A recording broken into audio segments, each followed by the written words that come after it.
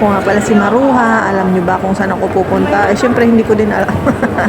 Ayun nga pala, nandito ako sa escalator. Nakatayo lang habang tinitingnan ko yung nasa unahan ko. Wala namang mga pakialam pala sa akin yung mga tao kahit anong itsura ko. Kaya go for the road na lang tayo.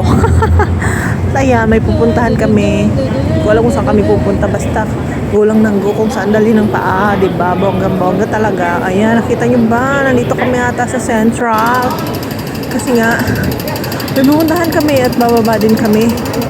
Papunta na Prince Edward. Kaya ayan, bonggang-bongga talaga tayo. Gala-gala tayo dito. Kaya ayan o. Bye-bye. Pero tapos na kami nga pala dyan o. Nagbabay na yung kasama ko kasi pauwi na. Siguro gabi na yan eh.